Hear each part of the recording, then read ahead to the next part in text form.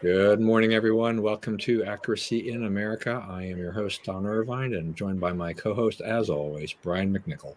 Hello, deplorables, drags, despicables, chumps, Neanderthals, semi-fascists, and those dog-faced bony soldiers. That's right. Gotta love all those things. Oh yeah, they are us, and we're yeah, that's right. We could just do a TV show around all that. All right. So last time, it's been a couple of weeks. Last time we met, we were just on kind of like the eve of the anniversary of the invasion, the war in Ukraine. We're now over the year mark. Once again, a good 375 days, plus whatever Putin thought he was going to get to and do. But what I thought was interesting now, I mean, there's still a battle, I guess, in Bakhmut, and I guess the Russians are really pressing, there. But just this thing with this, this Wagner group, which has had the blessing of Putin to go and take prisoners and put them on the front lines. I mean, I don't know how many prisoners have died, but I think it's a fair amount. I mean, I guess these guys sign up figuring like, heck, I'm in a Russian prison. How much worse can it be? I mean, I'm probably, maybe I'm going to die in there anyway. I might as well die for the country or something or other, I guess. But it's just, I mean, this is a desperation of Russia and Putin, is that you're bringing prisoners out, with virtually no training, and you're throwing them out there. And they're just dummies out there. I mean, they're just being thrown out as bodies, and the body count just continues to rise. What a complete mess, from a military strategic standpoint. Right, undisciplined troops that leave behind, do cruelty to the people they take. Everybody they pass, they try to inflict maximum emotional damage on them, as well as physical damage and so forth. And so you will always have this endemic, group of people hostile to you. Like if they manage to take Ukraine, which I don't think they ever, I'm pretty convinced at this point that they never will. You'll never fully get those people down, because they will always hate you for the cruelty you showed. Right, and it is a mark of Russian military doctrine going back for centuries, is to be as cruel and inhumane to the people you're fighting as you can, as they think that it breaks the morale of the people they're fighting. So it's like it's a strategy, and getting guys out of prison, it's probably just they kind of have the training they need, right? Well, it's just an interesting thing of like, you're desperate enough that you're now going to put the criminal element. Now, I mean, once again, like I said, I mean, if you've been in a Soviet prison, what do you have to lose except your life? Right. I mean, and how much, you're probably already in some pretty bad conditions anyway. So getting right, and there's good chance there's a political element to why you're there, which, as long as the political powers that be don't change, your status isn't going to change, right? That's true. Yeah. But I mean, if you just think about in general, the criminal mind and things like that, I mean, really, we're, and if you're Ukraine, you're like, okay, I'm going to have a real problem. I'm going to have to find a cough drop at this rate. I'm going to be like you used to be. No, that's right. That, if you have these people in there, I mean, I don't know. I'd be a little bit offended that Russia has gotten so desperate that they're throwing criminals at me. And then I really don't have any problem just killing them off. Right. I mean, that's what they're doing, and that's what's going to end up happening. Yeah, that's right. Right. Send the 14-year-old guys, that's it's mind sweeps, right? Remember the Iraqis used to do that too. And kids don't know any better. Sooner it ends for you, the better, and those things. So, it's a tradition, but it's a tradition of the lowest, cruelest, least honorable warriors too. All right, so I think before I cough my way through this thing, I'm going to let you pontificate a little bit and give some background on Tucker, and I'm going to go grab something so I don't just completely collapse during the show. Okay, so all right, here we go. So most of you probably followed this. The Tucker Carlson was given the J6 footage by all of it, not the part that the Democrats want you to see, but the entire collection of it, about 41,000 hours. And it's taking him some time to go through it because it's 41,000 hours, and there's a reason a lot of it hasn't been closely looked at because it doesn't really show anything. But you have to go through it all, right? And so he's gone through it. He's started to find some pretty interesting things. For one, the shaman, the Q shaman guy, the guy that was the most famous figure of the whole J6 thing, right? The guy with the Viking hat and the weird costume and the leather, the fur coat and whatnot. He was being escorted around the Capitol by police officers. They were taking him where they, yeah, that's right. Those folks, that's right. Just kill him. That's right. So the cops were escorting this guy around the Capitol. They were opening doors for him that he couldn't get through. He encountered at least 9 uniformed officers. None of them made any effort to arrest him or anything else because they didn't perceive him as doing anything wrong. When he got in the Senate and he was speaking in the well of the Senate, he prayed for the cops. He gave thanks in his prayer for the cops who were protecting them. He saw them as friends because they had treated him as friends to that point. Okay, so that's a big lie that got exposed. This guy's rampaging around the Capitol, destroying things, trying to take over the country. This guy was walking around having fun, and the cops were helping him. They actively assisted him. Okay, the other thing it showed pretty clearly is that the tapes that the Democrats showed of all this, if you listen to the sound behind those tapes, it's mob screaming and terror and, right? They dubbed all that in. The tapes they had were silent, right? They just put sound on there to make you think a horrible thing was happening. So, other people have gone on, and like I saw one yesterday, someone had dubbed elevator music over the same tape that the government, that the Democrats had doctored to make it seem like it was this horror scene. They dubbed like elevator music over it, and it was the same. Then you're like, okay, this is pretty peaceful, right? The music, the dub, the sound made a totally different impression. The people weren't panicked coming through that door; they were being let through the door, right? So a lot of that narrative, a lot of what we have been, the J6 committee tried to make us believe about this is flat out false. These people lied because they are liars. Yeah. So, I mean, I think it was important that some of this get out. Okay. And as I said to you in kind of the pre-show and during an email, it's like, I'm not a big Tucker fan, and I'm probably even less of a Fox News fan these days. I mean, I'm not sure. I mean, this, the whole thing with Dominion voting systems and that lawsuit, there's a lot of stuff that's come out, emails and whatnot. And, and I'm not going to condemn Fox News for any of those things that have come out. I mean, the liberal media's been going, this is terrible. They need to be banned and punished and all this stuff. It's like, why don't we look at the liberal media and what they've been doing? I mean, there was a story about Jeff Zucker from CNN, and he didn't want anything on the lab leak, being promoted, right, because it was. So look, stuff happens in these newsrooms and things like that, and varying opinions and all of that. So, yeah. Also, there's on that thing, Project Veritas had a guy who worked for CNN who said that Zucker told them all that they were playing. They were ordered to play up every global warming thing to the hilt, even though they know that global warming is not a thing to be worried about at all. Every story, because I don't know if you saw Bill Maher last week. He had on Russell Brand and one of the talking heads from MSDNC, and the talking head guy was like, "Name one thing that we lied about," because they're saying, Fox News lied about, the credibility of people questioning the election, right? Because like Tucker Carlson and Laura Ingraham and whoever were texting about how crazy Sidney Powell was. What they were texting about is not that there's no case to be made that the election was fraudulent. It was that the case Sidney Powell was making was crazy. And that's an important distinction, right? They're not saying there's nothing to this. They're saying what this particular person is talking about is nuts, which is true. I said at the time, yeah, right, that's right. Which I said at the time was,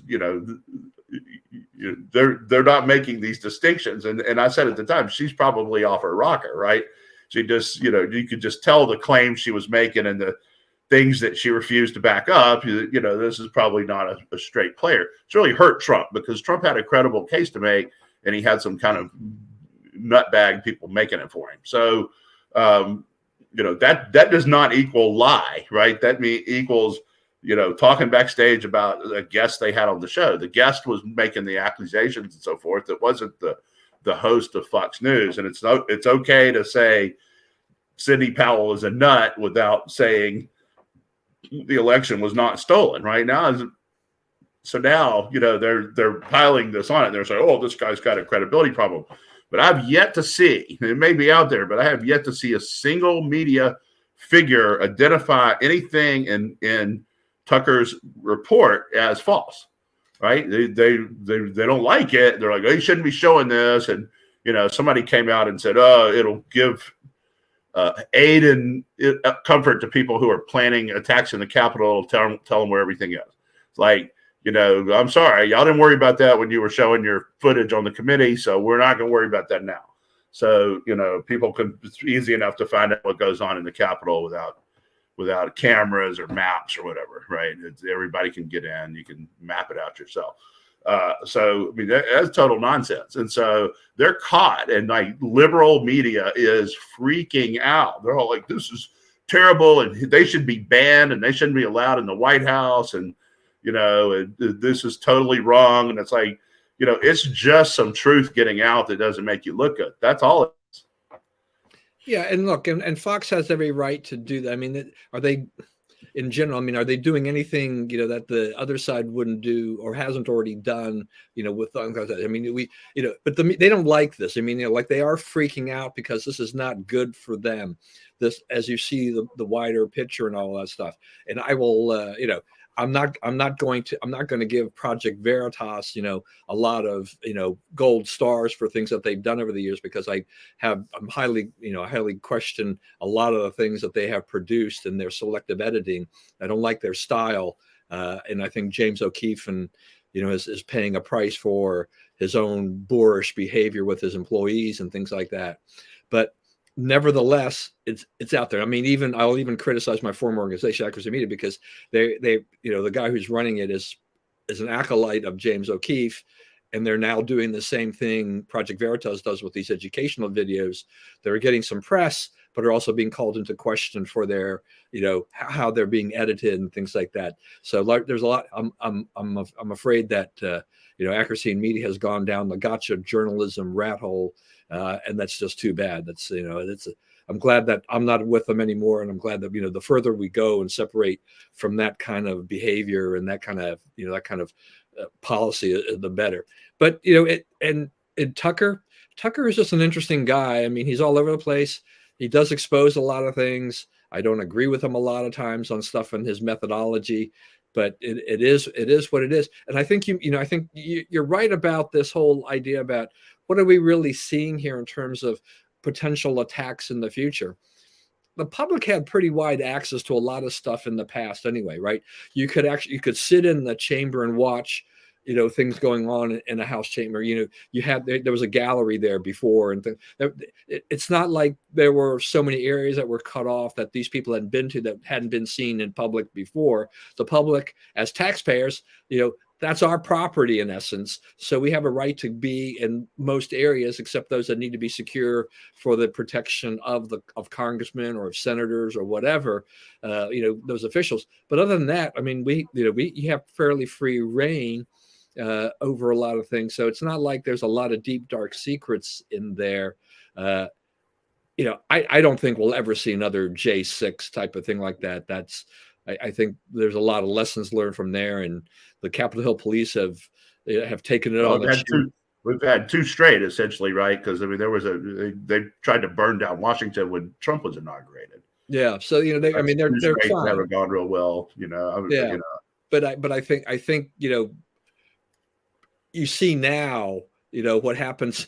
State of the Union speech. What happens? All of a sudden, all this fencing appears, right? Right. We become kind of this weird, little camp. You've got to now do all these things. Yeah. So I thought an important part of this was the important part of this though is like Stephen Colbert said on his show, his monologue. Colbert. You know, he's like, well, it's Colbert. His sister runs the Port of Charleston, right? She's not a private figure, right? And she calls herself Colbert, and she says her brother is ridiculous. I think early on, I think he wanted to give it that little extra air. So. Yeah. So, but anyway, he said, you know, we saw what happened there on J6. Now you saw what the Democrats chose for you to see, right? Now we're seeing more, and it's not it doesn't square with what they said. Yeah, right? so they're all mad about it. And I did want to say too, you know, your comments about Sidney Powell. You know, I thought she had, you know, she really ruined what credibility she had established, you know, with Flynn, right? Yeah. You know, she did a pretty good job, you know, initially, and then she gets onto this whole thing, and then starts, you know, spouting off all this kind of crazy stuff, and yeah, you know, Fox News is, you know, for giving her any kind of a platform, mistake. Yeah, that's right. Yeah. They didn't vet that, and they wanted it to be true. Some of them did. I mean, some of them were off call in Arizona when it clearly couldn't have been. That was also in the news this week. There was no way Fox had the information to do that. They did that to influence events. So I mean, they were not for Trump. That's, you know, that's pretty clear. Also, you mentioned something earlier about this before we leave this. It's like it's getting harder and harder for conservatives to square their Fox viewing, right? They're like these days, like, why am I watching all that? You know, and I guess part of it is, you know, the left thinks they're so cute, taking Newsmax off the AT&T wire and DirecTV and so forth. If you let Newsmax, if you want to hurt Fox, let Newsmax be on, right? Because I mean, people are looking. The conservatives are not going to tune in to MSDNC. They're not going to do it. There's those people lie too much, and there's too much emoting, and they're just not going to tolerate it, right? Because things you know to not be true are said on the regular. So, you know, if they want hurt Fox, let Newsmax have some play, right? Let Fox develop competitors. The reason Fox wins all the rating wars is because there's a bunch of leftist networks, right? And there's only one that's on everybody's TV that's on the right. So since they have all of the right side of the middle audience, whereas, you know, the left side is divided up amongst a bunch of people. Look, and if liberals want to complain about Fox News and any conspiracy theories or, you know, anything things that is being pro Trump, I mean, Newsmax was far more into those into the Trump camp and do a lot of things than Fox, you know, it did on a lot of things. You know, I don't look, liberals, you know, conservatives are, you know, they get upset about this whole Newsmax thing. Okay. I have an axe to grind with Newsmax, you know, over the years. I don't think that, you know, Chris Ruddy is brilliant in terms of what he found and what he did with it, but he's also got a huge ego. And I do think it's really true that, you know, what happens in these things is that, you know, they're pushing for more money from these systems, and the systems are looking at it and they're saying, like, you're really not attracting that many viewers. Plus you're still giving away a bunch of stuff, you know, streaming. You know, we really can't make money with doing this. I mean, you know, One American News had terrible production values, and, you know, they weren't getting anybody. So drop them. Nobody really misses them that much. They have alternatives. You know, in today's world, you can go stream and you can find other alternatives. Having the satellite and having the cable is great. You know, obviously that's the way you really can make money. But you can survive and you can do very well using YouTube and everything else, and just pushing your audiences there. You know, and I think, you know, sometimes you push too far, and I think that Chris Ruddy and his ego also get in the way of things that happen at Newsmax. You know, Fox News, you know, it's interesting because, you know, I mean, the ratings of all the cable news is down. I mean, you know, I'm not a huge Trump guy, but, you know, without Trump is good for Fox News, and he's good for the liberals. Right. And all of these guys are hurting, you know, in their ratings as a result of that. But now the spread is even bigger. It's bigger than it's been in years. We haven't seen this in years, where Fox basically, in virtually every category, when you look at it, they're basically more than the combined audience and either the advertiser supported demo or just the regular numbers, the total viewer numbers of MSNBC and CNN combined. CNN's makeover has been slow, but it doesn't seem to be working. They're trying to be more, get away from all this political, opinion stuff, but they're really not gaining, they're losing ground still. Right. The opinion is what people want. I think people want opinion. They want to be told they're right. And without Trump for MSNBC and CNN in particular, they struggle. I mean, who's their bogeyman? Who's the bogeyman? Who's the guy that they go after? The way to do it. You can't go and talk about Biden. Biden's administration has been a complete disaster. You can't talk about successes when there have been basically none. So, they wind up in this situation where it's like, what are we reporting on? What are we going to talk about? Do we keep digging up Trump because there's not a whole, we can't, how much more can we make of this? He hasn't been in office for over 2 years. So, it's just, we're stuck with Biden and Harris, and that's just there's nothing there. Here's today's news. Trump was yet again not indicted. Yeah. Yeah, maybe that's the counter they should be running. That's the kind of ridiculousness that we've gone to. So they're all hurting, but Fox News it's a money making machine. Even when ratings are down, they will make money. And I mean, they're showing, Tucker Carlson showing this stuff on TV, and half the people watching despise him, right? But he's getting, I think they had 6 million people last night. So they draw. I mean, Fox News continues to draw people, and there's no J6 hearings and stuff like that. I don't think that that necessarily any House hearings right now are going to be anywhere. When the Republicans have a hearing, I don't think that draws the same attention. The Democrats are good at being showmen, right? They'll throw a lot of stuff out there and they attract a lot of attention. Even if it's for bogus reasons, they attract a lot of attention. And they do have the advantage of having the liberal media hype it up, which kind of has that snowball effect to get people to draw to the various networks, liberal networks, to watch what that is. That doesn't really happen on the conservative side. But conservatives are out there. They're trying to do some good work while they've got Congress, and we'll see where that takes us, and see where this all leads in the end. Well, let's keep moving along. I did want to get your opinion about this whole thing that's going on in France, because this just makes me shake my head. Okay, Emmanuel Macron, what was it? 2019, I guess it was. He tried to reform the pension laws in France, and there are 42 different government pension programs in France with different retirement ages, different monies paid, and all different requirements and stuff like that. And he wanted to consolidate this and kind of at least make this something unified. Right. Workers rose up, and he had to give up. Now they're taken to the streets, and there's a lot of left-wing labor unions in France. They're very powerful. And what are they arguing about? They're mad because he wants to raise the retirement age from 62 to 64. It's like, oh my gosh, 64. You got to be able to win. You got to be able to live the good life. That's one of the quotes. One of the stories I read. So if you have to wait till 64 to retire, no more good life. Look. The French, I mean, they're already planning their vacation, holidays, drinking wine, and eating. 6 weeks off in the summer, and griping about the retirement age. I mean, their work week was what, 32 hours or something like that, or less. I mean, they already have it pretty good. And what they fail to realize here is that Macron has warned them about this, and I think the worker protest is.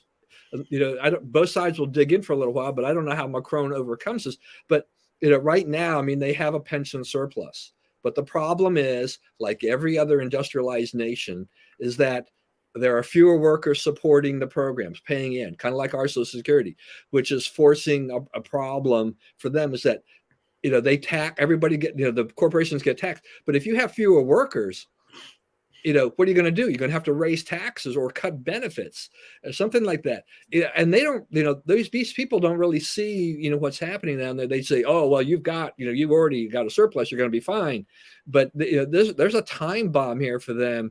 And what's going to happen when they either run out of money or they're going to have to start taxing more. I mean, that's a vicious cycle. Corporations get taxed more. Are they not going to have to charge more? I mean, there's all kinds of stuff going on there that it's just so it's sad, it's ridiculous, and it's kind of like, oh, the inhumanity of all this. Heaven forbid that you have to work for an extra 2 years. I mean, that's not even a huge requirement by American standards. So, a few things about that. First of all, you do have to hand it to Macron for saying, hey, we have a problem here, and the people, the regular Joes, have to be part of solving it. In the United States, our president, first he says, oh, there's no changes to Medicare, Medicaid, Social Security. Those evil Republicans want to change it. They keep saying they want to change it. So they get in the State of the Union address, and he screws up, and he gives the Republicans a free stage to say, no, we don't want to change it. Okay. And all the liberal, baying hounds are like, oh, he schooled them. He made them change their mind. He made them assert what they've been saying all along, which is they didn't want to change it. Right. So, he actually shot his hostage there. So now he's back to, okay, but, it does have to be changed, right? Because it's not affordable. The point y'all made about it being not affordable is in fact true. So we have to take some steps. So what he wants to do is again, add taxes to the rich. The rich, the top 20% of U.S. earners pay 92% of the taxes. The bottom 47% pay none. I don't think the top earners is the place to look, right? I think that if you're going to do this, all the regular Joes got to be in on it. That's why I also say, stop withholding our taxes, right? What happens now is, your paycheck, if you get a paycheck from an employer, right? They take out 6% and they match your 6% to pay your payroll tax. And then they take out, whatever amount you agree to towards your personal income tax, which is, 28% or whatever it is now, and they withdraw it from the check. So the check you get, you start looking at, I made all this money, right? All that other money went to whatever, I don't see it. If they give you your money and they say, okay, now you have to write a $512 check to IRS every month, and you have to write another check over here to pay for your payroll tax every month, right? We'll even combine the checks. One check, $611. The tax and spend mentality of this country changes on a dime, right? Oh, wow, am I paying? Yeah, you've always been paying it, but the way they took it out from you, you didn't care before. Well, now you care because you saw the money come into your pile, and now you're seeing the money go out of your pile. You're like, whoa, what is all this money going out of my pile for? And then when you find that out, right, you find out we're paying for, to see which monkey snorts the most cocaine, and how to get more transgenderism into kindergarten and stuff like this. You're like, I don't really want my money spent like that, right? So then we start having some serious discussions over what is the proper role of government, and what do they really need to be paying for. So, I mean, if you want to fix all this, quit withholding. Let people stroke a check every month. Old-fashioned check, no electronic. We take it out. You write us a check and put it in the mail every month, and if we don't get it, we come see you, right? You will start get a whole different attitude on taxes. Yeah, I mean, I wish I could believe that people would actually, if we eliminated withholding and forced people to pay, that they would actually write the check. Well, I mean, at first you're like compliance would go way down, but then when people started getting punished for it, it's like, okay, next month is double since you missed this month. And we do withhold for that one, because if you're in penalty phase, we start just taking it out of your bank account. Everybody will be like, oh, I don't want penalty phase.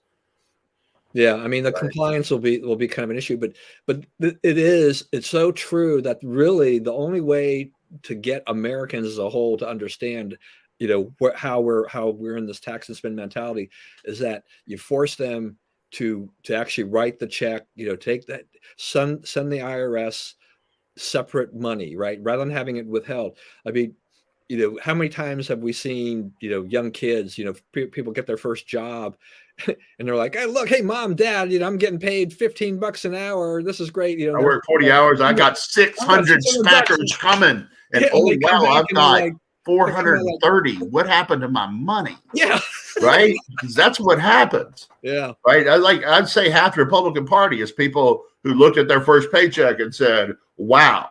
Right. Yeah. Yellow vests. That's right. True. Domestic. Yeah, I mean, those, that's where that's kind of a lesson. Now, I don't know if it's a long lasting lesson enough, with the teenagers, when they see that withholding.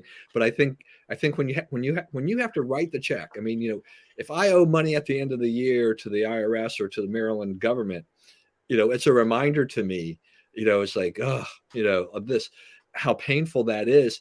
And it makes me angry in terms of, because you watch where the budgets go and stuff like that, and all of this, and of course the federal government. I mean, I think there was some report the other day talking about, about our federal budget and all these machinations, and that if you really wanted to balance the budget, you'd need to cut like 85% of the spending. Right. Well, I mean, Brian Riedel has a thing where I think he says 2029, we don't have the money for anything except debt service on like defense, entitlements, and debt service. 2039, it's just debt service. We're not paying for anything else. Anything else we buy. Think about that. That's what, 16 years from now. That's startling. Yeah, I mean, I really do shudder to think about what kind of world will be left behind when I'm not here to my kids or grandkids and whatever else that comes after, because I just our politicians continue to attack, just to spend, tax, and particularly, with this administration, that's all I think about is that, it didn't, Biden said, I'm saving Medicare, but he say the saving Medicare is, as can you, more taxes. It's just tax the rich. That's like, that's all you got. And it's like, he if you ask him what is his achievements as president, it's their answer is 3 big spending bills that we've seen nothing from. 3 bills that we just threw cash out there.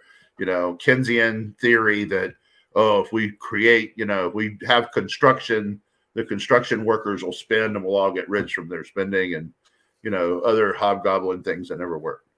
Yeah, I mean, and we don't have the loan forgiveness. Student loan forgiveness is being debated in the Supreme Court. Right. That's a huge giveaway. Should it go Biden's way? I mean, it's just more money out the door for exactly what's going on there. And look at.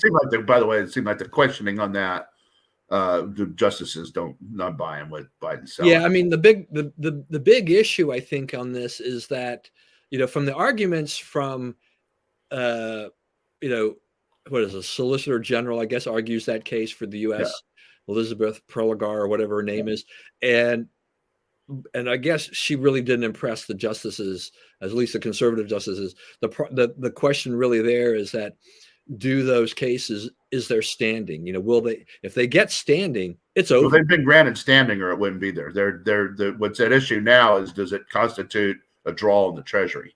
Yeah. Well, you have to have, the House has to approve anytime you're making a draw on the Treasury. I think they can. I think even on the standing issue, I think they can still. There's still an opportunity for them to argue on that. But it's going to be. I'm fairly confident that it's going to go. Conservative justices will rule against the Biden administration, that this is DOA. Overall, of course, you get people. The liberals. They get all they get all fussy about all that stuff, and they go, we got to save this and all that stuff. But when you're talking about taxing the rich, administration, just look at what happens in those states that passed these millionaire taxes and stuff like that. All those states saw an exodus, right? People left those states and moved elsewhere for a lower tax and a better quality of life.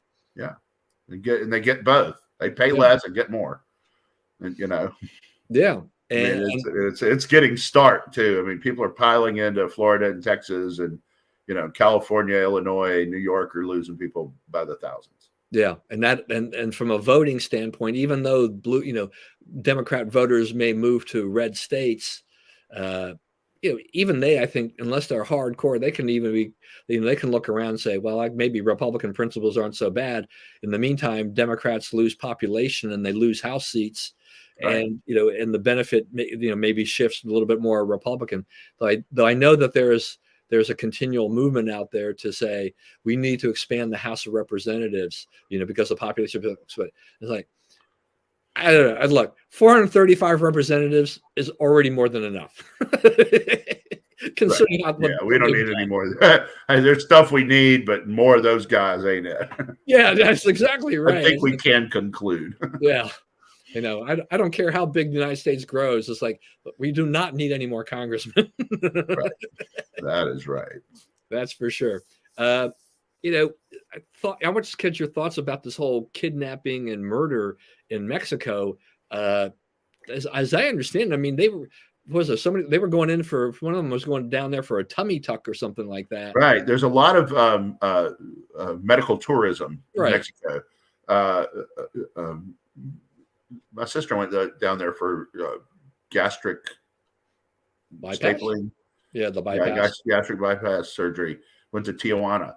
So, I mean, that was a few years ago. That could have been, that could have been her. So these people all went in a car and they got pulled over by a cartel that thought that they were a rival drug organization operating in their turf. 2 of them were killed. 2 of them got away. I guess they're back in Texas in a hospital somewhere. One of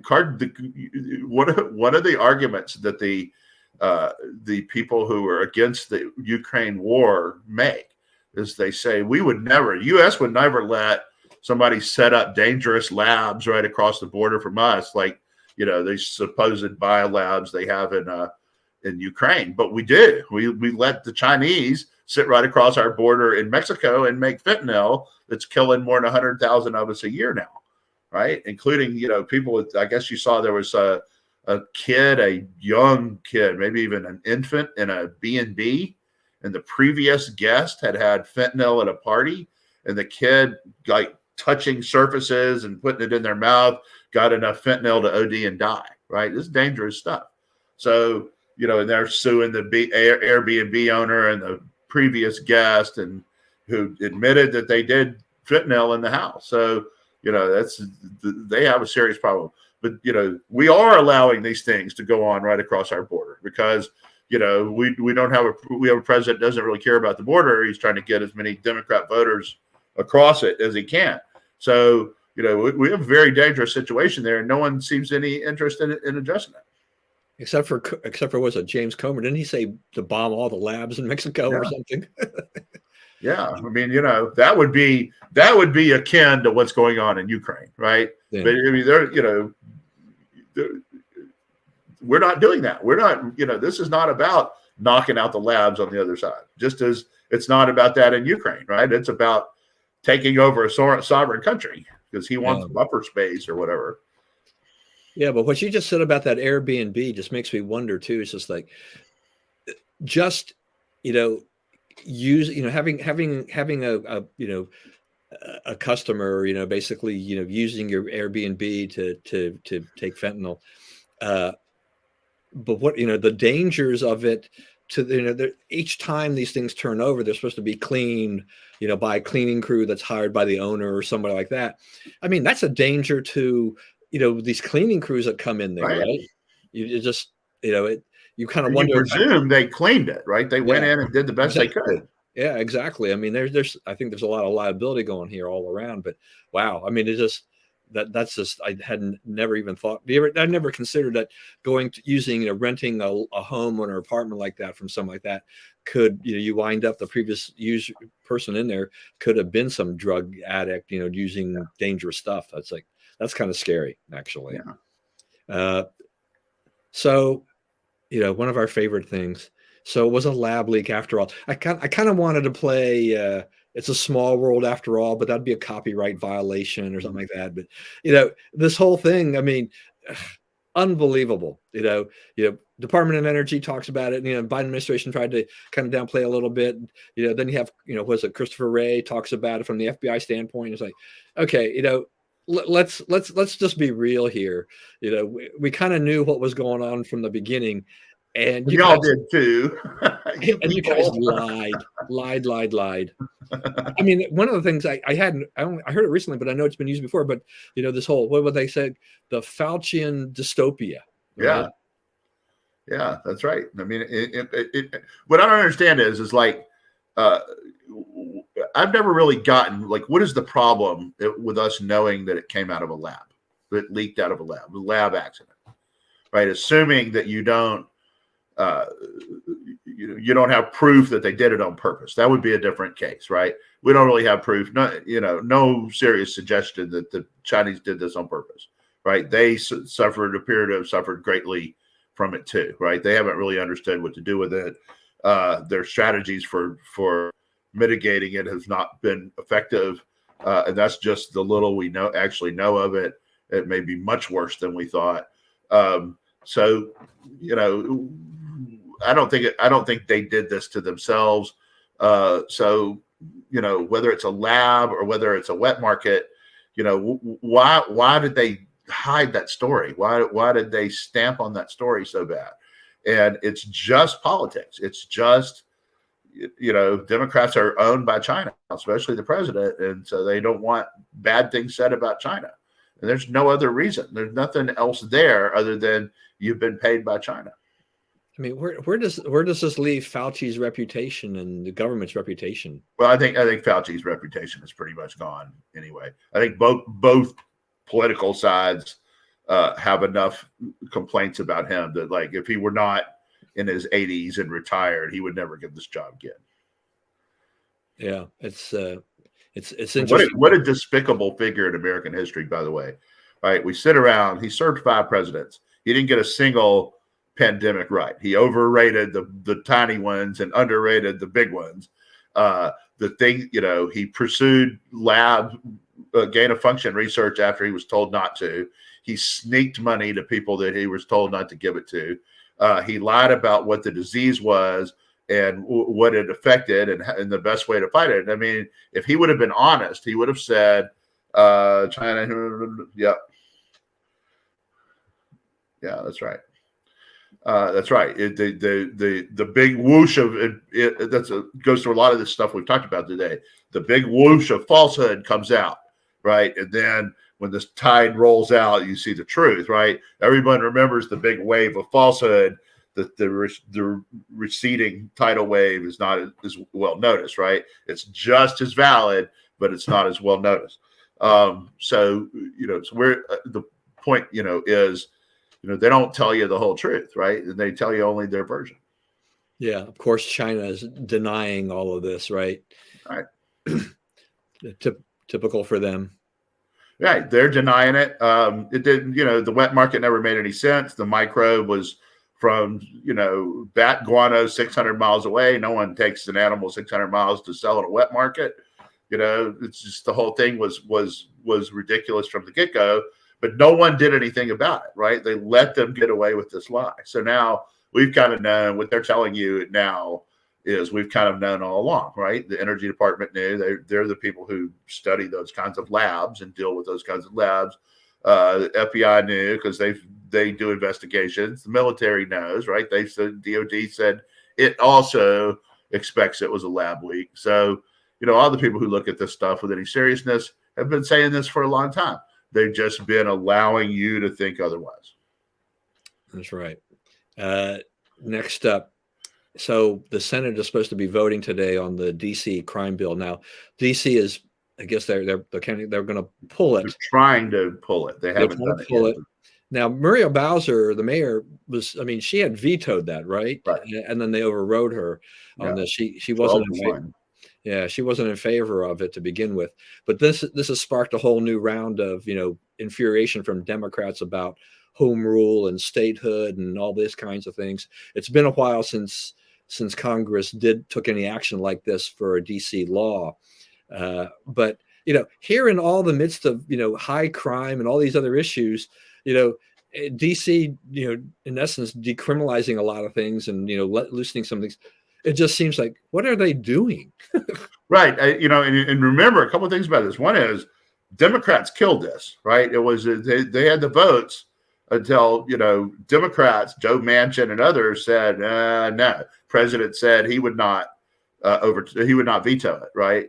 So I mean that's two big Democrats that actually got this across the finish line. I think a lot of what happened was Lori Lightfoot lost.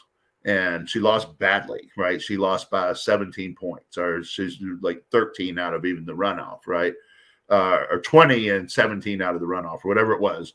And that was widely perceived as a referendum on her work on the crime issue, right? She failed to stop crime. In fact, it increased dramatically during her time as mayor of Chicago. So they're looking at it, they're like, do we want to get to the left of Lori Lightfoot here, or rein this in? And I think the country was looking for them to rein it in, and they had to. I don't think they had any choice to do this. I was thinking it put them in an interesting box because the things you would have to advocate for to support what DC is trying to do are well outside the national mainstream. Yeah, and there have been times in the past where I felt about DC, under Marion Barry and things like that, where it was horribly managed. It's like, and there's no way they deserved any kind of ability to really manage a lot of their own affairs. They needed some oversight and things like that. Things have kind of stabilized a little bit more. So I don't agree with everything that the recent mayors have done, but they haven't done things that are just so horrible that I recoil. But if they do something like this, and then you say, you really want to push for statehood and independent rule of these guys when they're doing this, and they've got crime and all these other issues staring them right in the face. This is the wrong move to make, and they do this. But this is a little bit of that DC City Council and their impunity. There have been times in the past, where the DC City Council and the mayor have clashed. Yeah. Their agendas that they have not been on the same page with things. Yeah, this was 12-1. Yeah, and I think even school choice type of things with, under what was it, either Anthony Williams or Adrian Fenty. I mean, they would push either pro business or school choice things, and the city council's like, no, we can't do that and stuff like that. Right. They're really not interested in what's good for the citizens and how to protect their citizens. Right. It's just a Democrat Party. Yeah. And you've got what, well over 90% of the city is votes Democrats. So they kind of feel that they've got their own little fiefdom there.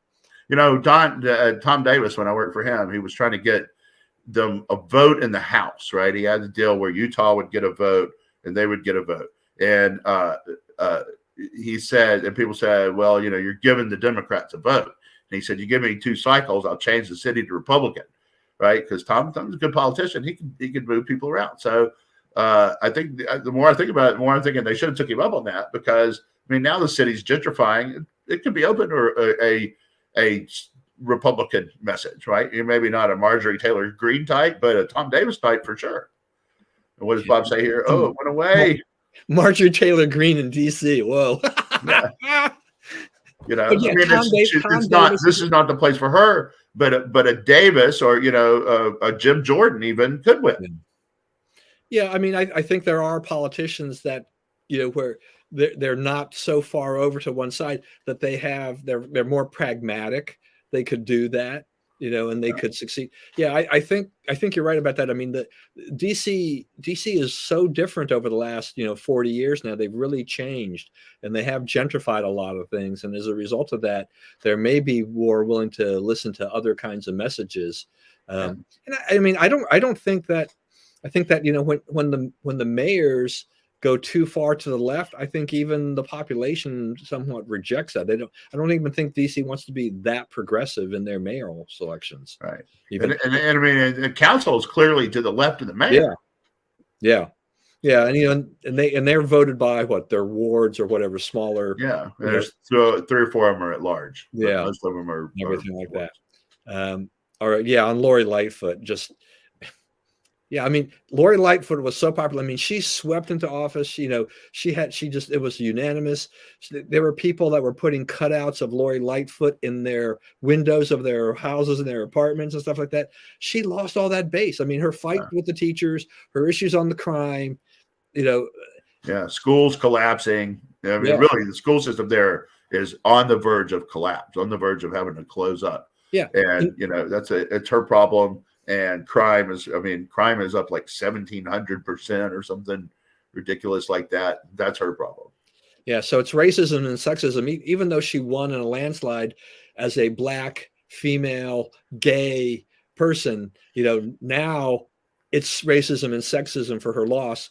And yet, who are the runoff candidates? I mean, one guy's definitely a progressive lefty and a Black guy, right? I mean, he's probably going to win, but you don't know, the other guy might win, but it's but one of them is talking about law and order, right? That's the school board guy. That's the school guy. Yeah. And so, yeah, it'll be interesting to see how this, what way does it go? But she was so different than the traditional Chicago mayor, profile that had been in the past. And to see a mayor in Chicago actually lose after one term was pretty shocking. Yeah. That Democratic politics in Chicago normally does not work that way. That's right. All right. Let's wrap it up. What do you want to talk? What's your final thoughts here? What are we?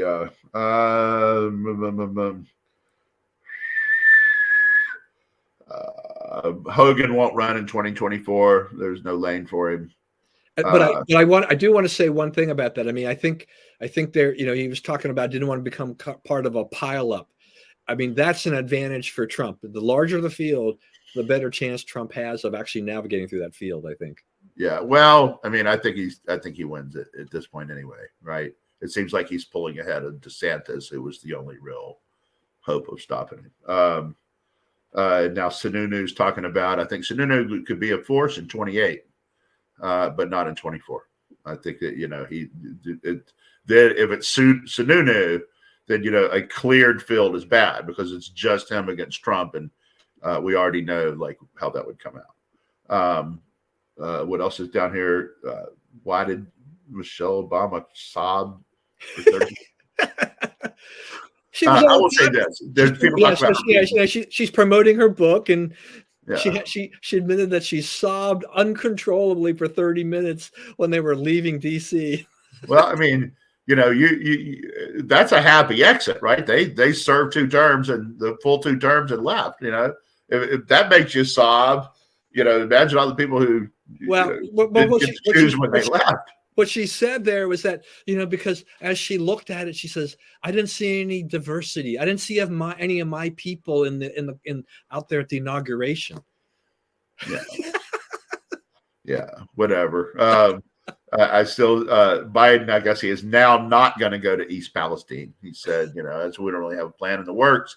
At this point, it looks like pandering. It probably doesn't make any difference whether he goes. It would be received the same as if he doesn't go. They made an error there. The thing to do there would have been to go in the first day or so and say, we're coming here, whatever you guys need, but you don't really know. And I got thinking about that over this thing. Like Buttigieg went and he stayed an hour and they guided him around and then he left right as quickly as he could. We don't really understand like what happened, how big a deal, where is this railroad track in the town, right? Is it on the edge of town where nobody ever goes, or is it, right at the head of downtown, which it is, it's right above downtown, right? So like people see this, where this happened, people, it's visible from the road. It's not out in the woods somewhere, right? And, so what does that mean? What's nearest to that? Do they need stuff other people don't need? It's not like the government, should be there to hand things out, but you don't really understand the scope of the problem in something like this unless you go put your own eyeballs on it. So, I think they made a big mistake there, both strategically, because they're always going to be known now as not really giving a flip about this, right? No matter what they do from here on out, it's like y'all didn't really care, right? Y'all wish this would go away. Those people voted for Trump. Who cares if they die, right? All this kind of stuff. So, you're going to live. You're going to take some hits over that because you didn't really respond. Selection Sunday is this Sunday. This actually is my favorite week of the basketball year because there's games on morning, noon, and night, and all those games are teams that have already played twice this season. In their conference, they know each other. In many cases, the loser season ends in that game. So the people who, it's your whole life is on the line there. So you see that this week. Next week it's kind of canned and it's kind of presented, and no one really expects Bucknell to beat, Houston or whatever, so, nothing happens, right? But this week is like, it's really everybody's heart is into it. That's right. All right. March Madness is around the corner. Great time of the year. One of the famous. Yep. Bob just chimed in. March Madness. It is the best. Bob's a Who's fan, a Virginia fan, so he's looking. They could make a deep run. Hopefully for them, that'll be the case. All right. Anyway, everybody, thanks once again for joining us today. Please, as always, stay safe and stay well. Remember, we live in the greatest country in the world. Do not let anyone tell you otherwise. And God bless America. And we will see you again next week with more news and views.